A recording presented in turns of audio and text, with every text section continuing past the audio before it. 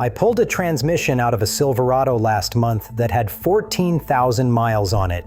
The owner did everything GM told him to do. He followed the manual to the letter. But that is exactly why his transmission is sitting in a drain pan right now. If you tow with your Silverado, there are 7 mistakes that will eat your transmission alive, and at least 2 of them GM is practically encouraging you to make. Number 1. Towing without tow haul mode. This one drives me crazy because the fix is literally a button. But so many people hook up a trailer and just drive normal because they think tow haul is some comfort setting for big loads. It is not. When you press that button, the transmission holds lower gears longer, locks the torque converter earlier, and increases the line pressure so your clutch packs grab harder. That alone cuts a ton of slip and heat. It also locks out top gear overdrive so the truck stops hunting between gears on every hill, and it turns on grade braking so you are not riding your brakes into the ground on the way back down. Without it, the transmission chases fuel economy, shifts into overdrive as fast as possible, and hunts between gears on every single grade change. On the 10-speed Silverados, that means 10 gears to hunt through, and on rolling hills with a trailer, that truck will shift constantly. Every one of those shifts is friction and heat building up inside the case. A guy I know towed across Texas with tow haul off. Temperatures stayed between 200 and 215 and never triggered a warning. He thought everything was fine. He got to Florida and the truck shifted like a dump truck rolling downstairs. A $4,000 rebuild. The transmission was never hot enough for an alarm, but it was slipping the entire time.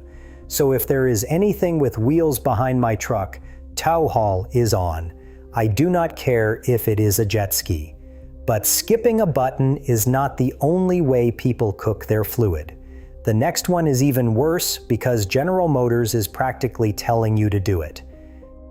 Number 2. Trusting General Motors. Lifetime transmission fluid. Open your Silverado owner's manual and look at the normal maintenance schedule. There is no transmission fluid change listed. Not one. General Motors calls it lifetime fluid.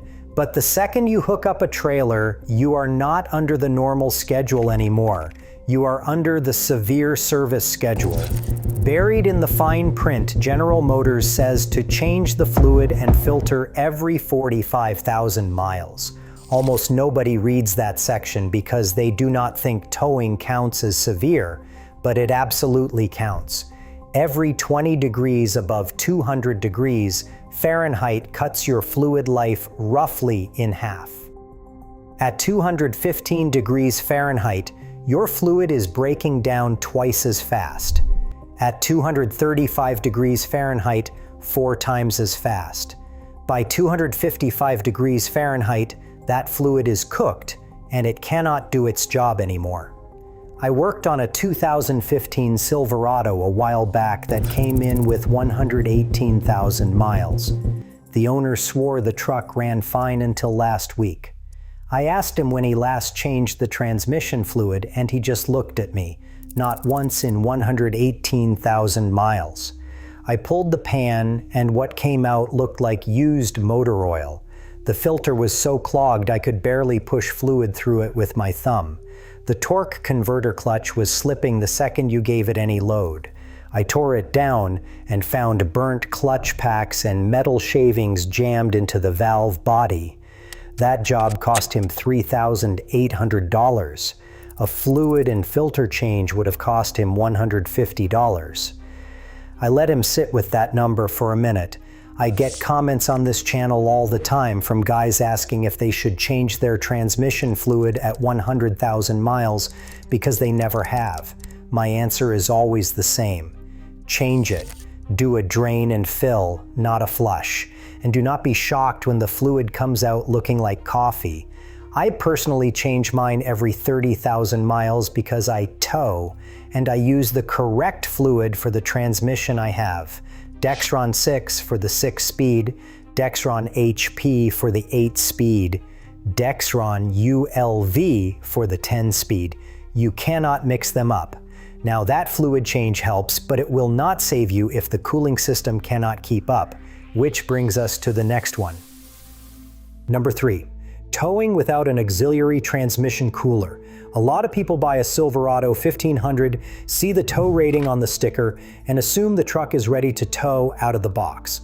A lot of 1500 trims come from the factory without a separate transmission cooler.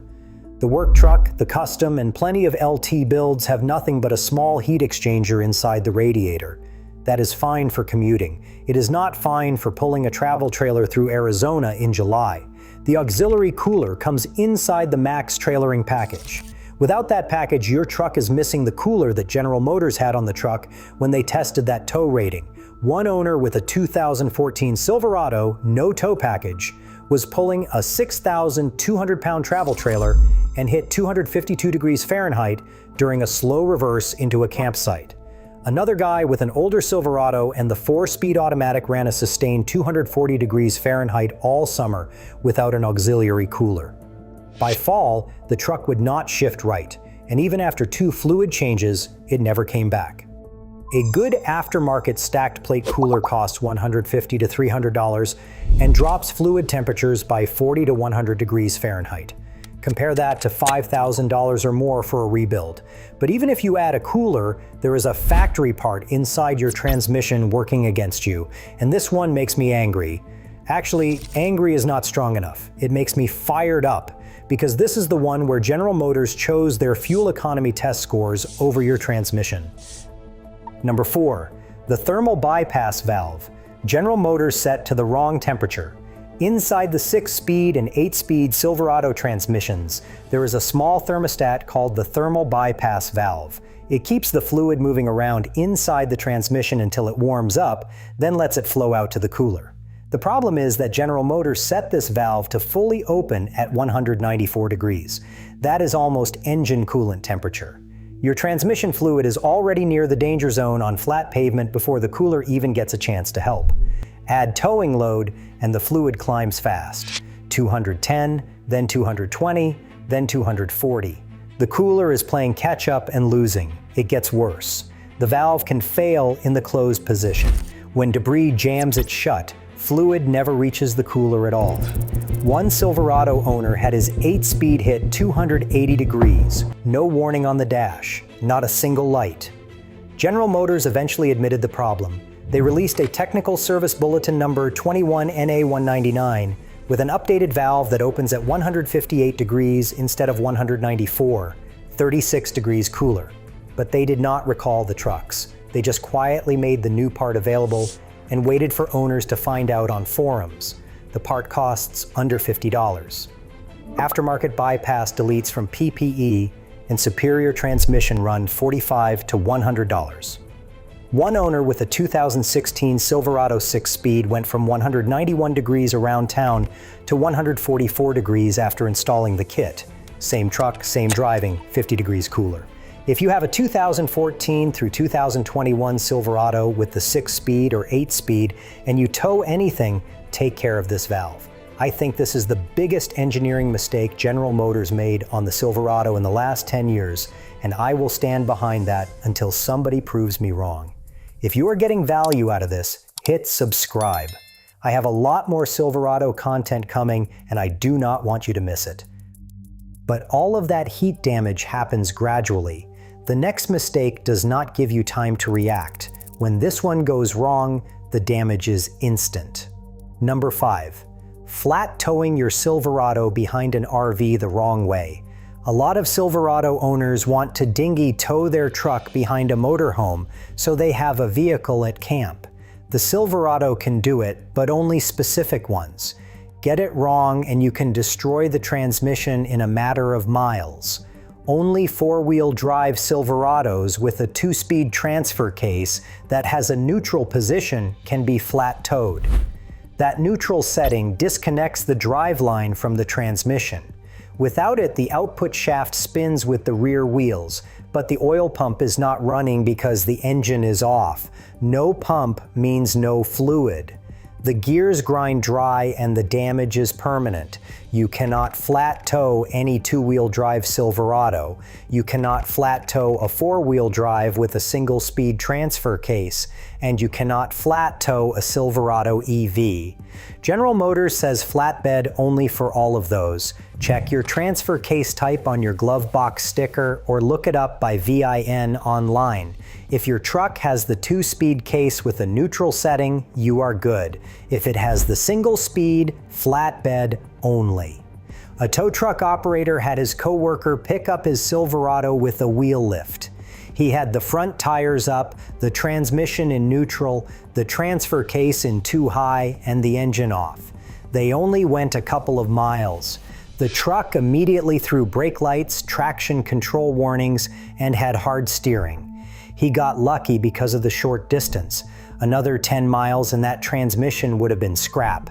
And on 2020 and newer Silverados with push-button start, the electric parking brake can kick in on its own during towing if the battery stays connected.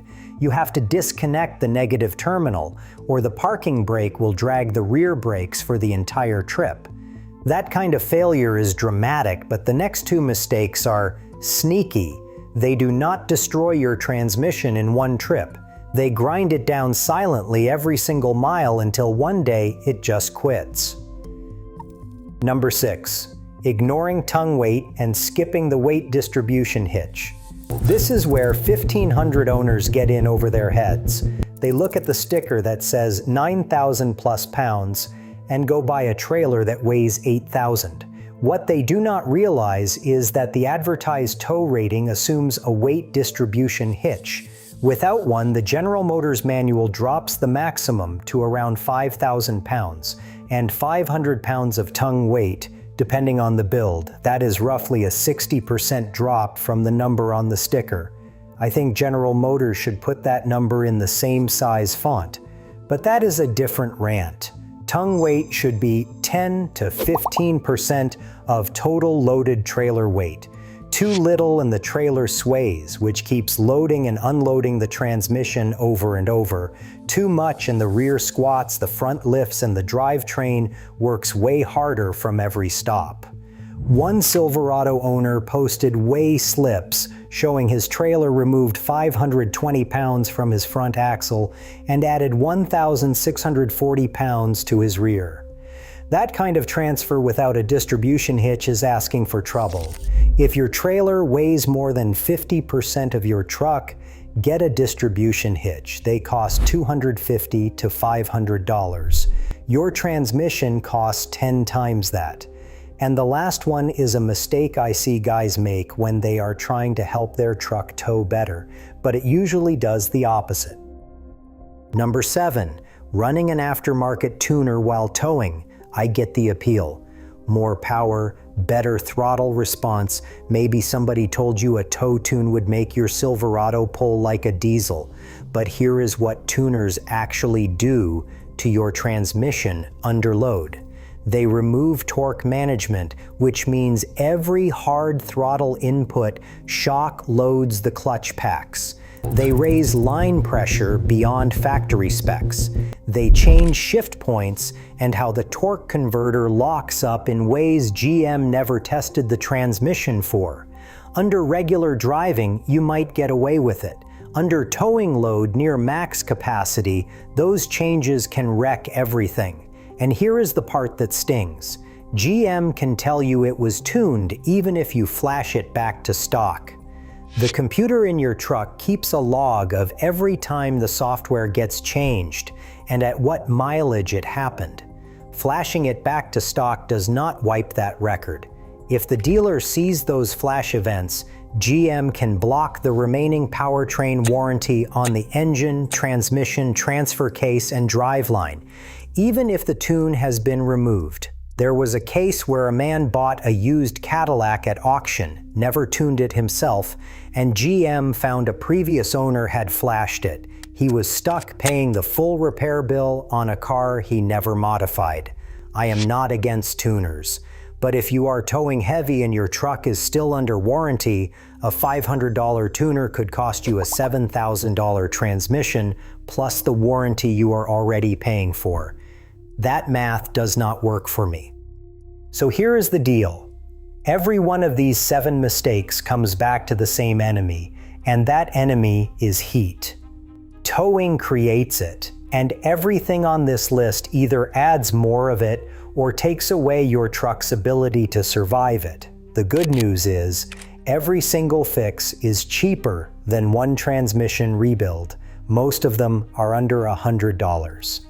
Now, speaking of cheap upgrades that make a real difference, I did a video on the best $50 fuel upgrades for Chevrolets where I tested actual results on real trucks.